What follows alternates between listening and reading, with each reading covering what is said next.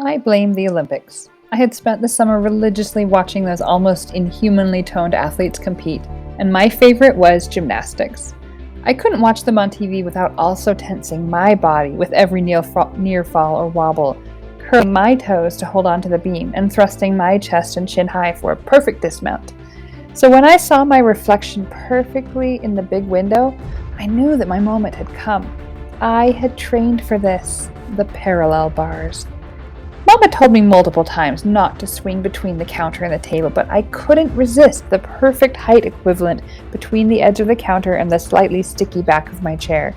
I swayed my arms artistically as I approached, clapped imaginary chalk between my hands, holding my breath so as not to inhale the tickly powder, and I exhaled a long breath, firmly grasped the counter and the top of the chair in opposite hands, and, my eyes locked with the world-class gymnast wearing rainbow bright pajamas in the window, I jumped and placed all the weight in my arms. I attempted a few stylistic wiggles of the legs before swinging began in earnest.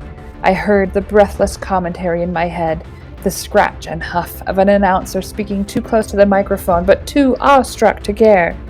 This youngest gymnast of all time possesses a power and grace in her movement that is unparalleled in modern memory, if only she could wipe the goofy grin from her face. My legs flew back and forth, preparing my semi-vertical seesaw motion, my head whipping back and forward again with increasing speed as I worked to keep my body perfectly straight. All my hard work had led to this triumph. I knew that a gold medal was in sight. And then I woke up with a metallic warmth in my mouth, a blinding, throbbing pain on one side of my head, and the other half of my face covered in carpet burns. I slowly rose and saw the bright, young, promising gymnast looking confusedly back at me in the window.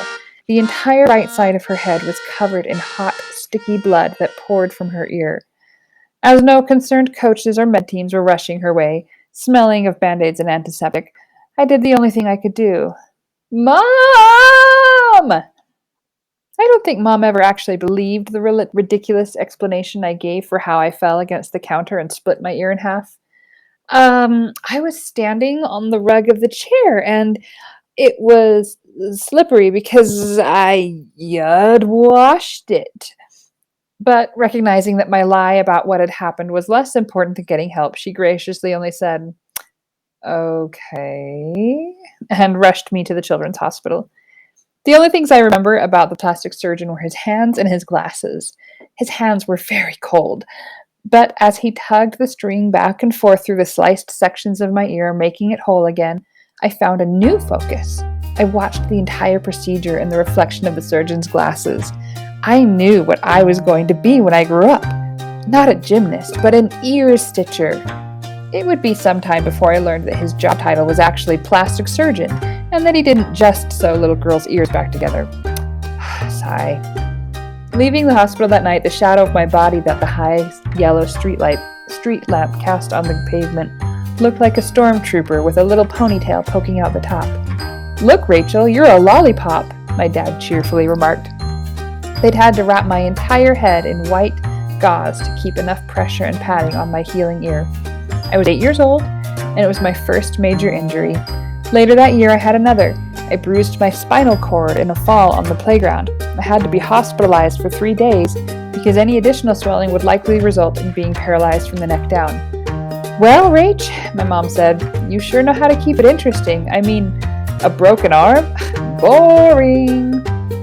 Yeah, I thought, my head immobilized for weeks after being released from the hospital. Why couldn't I just break an arm on the trampoline like everyone else? But what kind of story would that make? My mother would say. And she was right. I still haven't properly broken a bone. Toes don't count.